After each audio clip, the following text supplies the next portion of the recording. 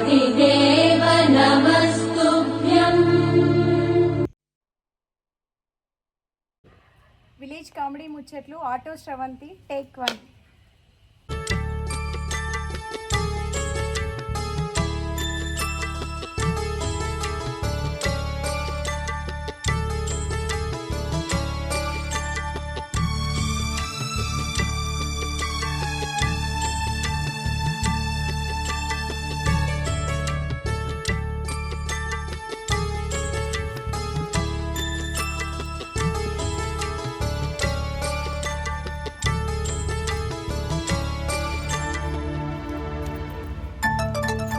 ఇవాళ గిరాకీ చాలా తక్కువ అయ్యింది. చచ్చిపోతే రకాలైంది. ఓ పెద్ద మనిషి, ఎటు పోతున్నావే? రామాలయం దగ్గరికి పోవాలి. ఆ గుడి చాలా దూరం ఉంది. అంత దూరం ఎట్లా నడుచుకుంటా పోతావు? ఏం చేయమంటావు అమ్మా, టైంకి ఒక్క ఆటో వస్తలేదు. నా ఆటో ఎక్కు, నేను తీసుకెళ్తా. ఏంది, నువ్వు ఆటో నడిపిస్తావా? ఏందే పెద్ద మనిషి, నేనేదో విమానం నడిపినట్టు గట్ల బీరిపోయి చూస్తున్నావు. ఆటపిల్లవు, నువ్వు ఆటో నడుపుడు ఏందని. ఏం చెప్పమంటావే పెద్ద మనిషి, కూటి కొరకు కోటి విద్యలు అంటారు పెద్దలు. నీకు ఇప్పుడు అంత కష్టం ఏమొచ్చిందమ్మా? ముందు ఆటో ఎక్కుదు పద, తర్వాత చెప్తాను. నీ ఆటో ఏది? అక్కడ పార్కింగ్లో ఉంది, పద.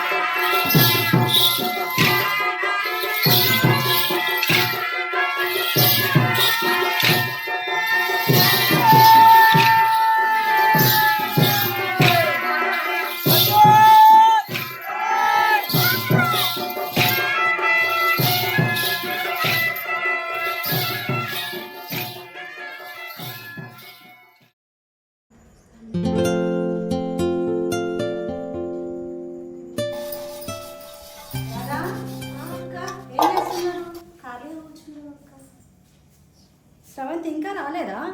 రాలేదక్క. ఇంకా ఇవాళ ఇంత లేట్ అయింది, ఇంకా రాలేదు. ఇంతకు మీరేం చేస్తున్నారు? ఏం లేదక్క, ఉత్తిగానే మాట్లాడుకుంటున్నాను. అలా ఊరికే ఉండబాబు, ఎక్కడ పని అక్కడే ఉంది. వెళ్ళి తలొక పని చేయొచ్చు కదా. ఇంట్లో పెద్దదానివి నువ్వు ఉండగా నేను పని చేస్తే బాగోదక్క.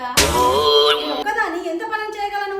అయితే మీరు కూడా తలో చేస్తే తొందరగా పని తీరుతుంది. నీకంత కష్టం అనిపిస్తే మూసుకొని కూర్చో. అయితే శ్రవంతకు వచ్చి పని చేసుకుంటుందిలే. పాపం పొద్దంతా కష్టపడి ఆటో నడిపి వస్తుంది. వచ్చిన తర్వాత తనేం పని చేస్తుంది? మీరే చెప్పండి. కందకులు ఎందుకుదా, కత్తిపీటకు ఉన్నాయి, నడుమ నీకే. అది కదా రాదా, శ్రవంతి మనల్ని చేయాలి, మన బాధలన్నీ మర్చిపోయి కలిసి ఉంటున్నాం. అవునక్క, శ్రవంతక్క లేకపోతే నా బతుకు ఆగమయ్యేది. తను 2 పూటలు కష్టపడి మనకు 3 పూటలు తిండి పెడుతున్నది. అవును, శ్రవంతక్క లేకపోతే నా బతుకు కుక్కలు చింపిస్తారు. అందుకే శ్రవంతి ఇంటికి వచ్చాక మనం ఏ పని చెప్పకూడదు, మనమే చేసుకోవాలి. అలాగే అక్క. అయితే శ్రవంతి వచ్చేలోపు మనం తలో పని చేసుకుందాం పదండి.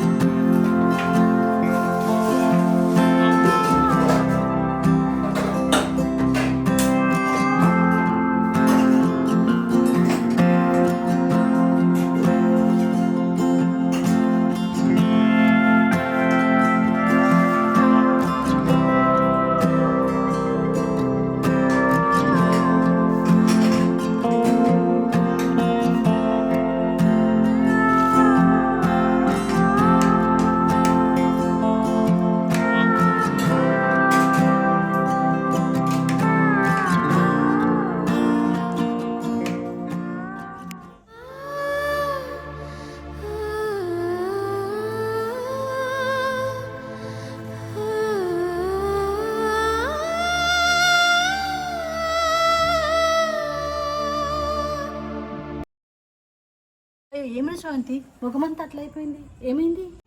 ఏం లేదక్క, ఈరోజు కొంచెం ఆటో నడపడం ఎక్కువ అయ్యింది. ఇంతగానం బాధపడుతూ అంత దూరం నడపడం అవసరమా?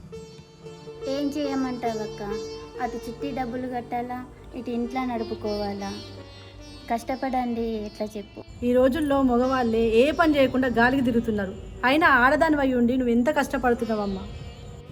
మనిషి అయి పుట్టినప్పుడు ఏదో ఒక పని చేసుకొని బతకాలక్క, లేకపోతే పశువుకు మనకు తేడా ఏముంది చెప్పక్క. అది నిజమే శ్రవంతి, కానీ ఏం చేయను, నాకు కూడా పని చేయాలని ఉంది, కానీ మోకాల నొప్పులు. నొప్పులు పెట్టుకొని నువ్వేం పని చేస్తావు కనక్క, నాకు దాహం వేస్తుంది, కొంచెం మంచినీళ్ళు తీసుకురా. ఎప్పుడో పొద్దున చాయ్ తాగిపోయినావు, మంచి నీళ్ళేంది, కాసేపు ఆగు, అన్నమే తిందు కానీ. నువ్వు అన్నం కూర వండినవా అక్క? నేను కాదు, వంట రూమ్లో మన లత రాదా, వాళ్ళు అదే పని మీద ఉన్నారు. ఏంటి వాళ్ళు వంట చేస్తున్నారా? శ్రవంతక్క వచ్చినావా? అక్క మేము నీకోసం వంట చేసినాం, తిందురు కానీ రండి. ఎందుకు మీకు ఈ శ్రమ? చిన్నపిల్లలు వంట చేయమని మీకు ఎవరు చెప్పిండ్రు?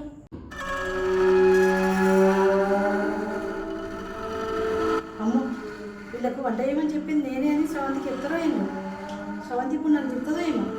మాకెవ్వరు పని చెప్పలేదక్క.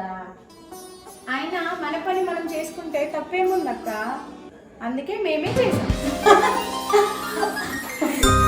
సరే పదండి, భోంచేద్దాం అందరం కలిసి.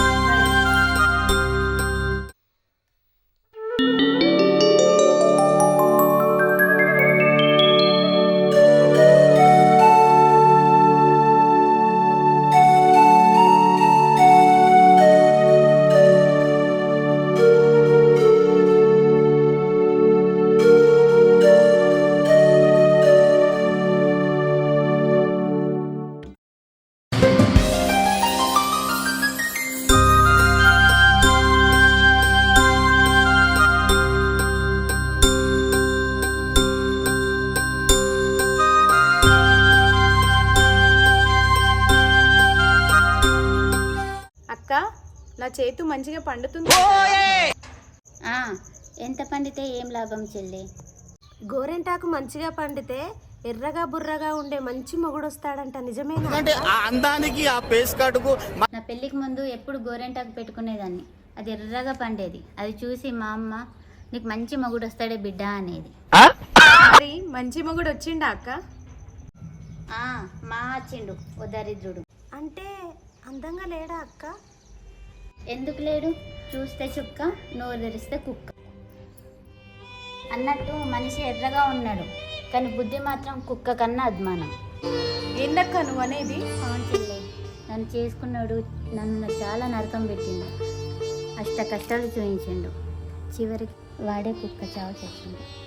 బాధపడకక్క, నా మొగుడు కూడా నిన్ను నమ్మించి మోసం చేసిపోయాడు. మోసం చేసిందా? ఎలా? మేనత్త కొడుకు అని వాడిని నేను మెచ్చి చేసుకున్నా, వాడు ఏడాది తిరగక ముందు వేరే దాన్ని మెచ్చి నన్ను వదిలేసి వెళ్ళిపోయాడు.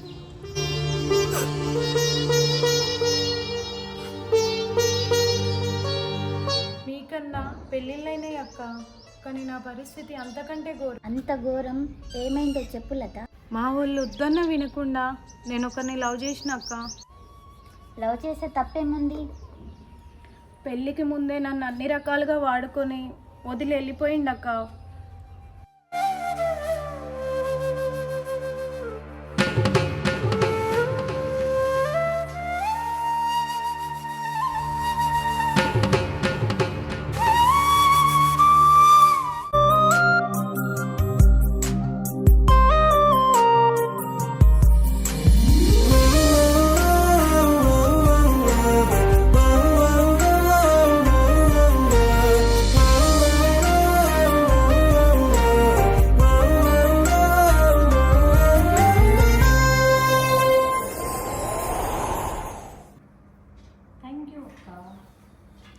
శ్రవంతి, అక్క, నేను నిన్ను ఒక విషయం అడుగుతా, చెప్తావా? ఏంటక్క? నువ్వు ఆటో నడపడం ఏంటి? అసలు నీకు ఆటో శ్రవంతి పేరు ఎలా వచ్చింది? ఏం చెప్పమంటావక్క, లోకులు కాకులు ఒంటరి ఆడదాన్ని చూస్తే బతకనివ్వరు.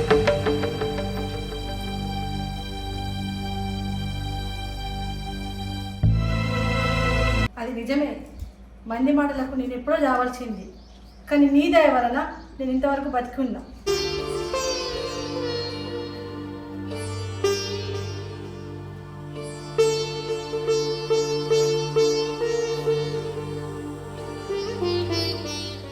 నాకు పెళ్ళయి 6 ఏళ్ళు అయ్యింది, కానీ పిల్లలు కాలేరు.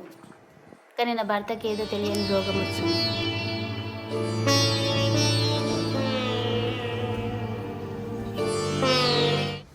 ఏంటి, జబ్బు చేసిందా? అవును, నా భర్తను పట్టుకొని ఎన్నో హాస్పిటల్ తిరిగిన, ఎంతో సేవ చేసిన, కానీ ఏం లాభం లేకుండా పోయింది. చేతులు చిల్లి గవ్వ లేకుండా ఉన్న ఆస్తులన్నీ అమ్ముడిపోయినాయి, కానీ ఆయన బతకలేదు. ఊరుకో అక్క, బాధపడుతూ. మా ఆయన చనిపోగానే ఒంటరిదాన్ని అయిపోయాను. ఇక బతకడం దండగా అనుకొని చనిపోదాం అనుకున్నా, ఆత్మహత్య చేసుకుందాం అనుకున్నా, కానీ చివరి క్షణంలో ఆగిపోయాను.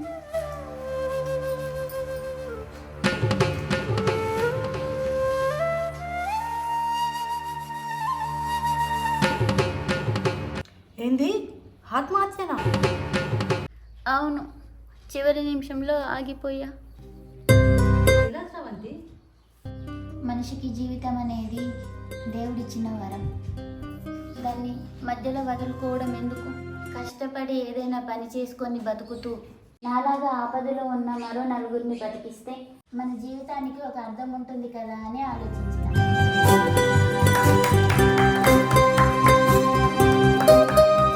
నేను ఆడదాన్ని, ఏం పని చేయగలనని తిరుగుతుంటే ఒక పెద్ద ఆయన తనకు చేతనవ్వట్లేదు, వీలైతే తన ఆటో నడుపుకోమని నాకు చెప్పాడు. ఆటో నడుపుకోమని నాకు సలహా ఇచ్చిండు. అప్పటి నుండి నాకు నేను కష్టపడుతూ ఆటో నడుపుతూ ఆటో శ్రవంతిగా పేరు పొందాను.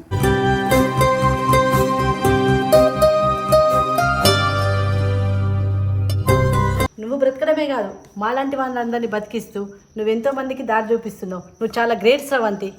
అవును, మా శ్రవంతి అక్క నిజంగా గ్రేట్.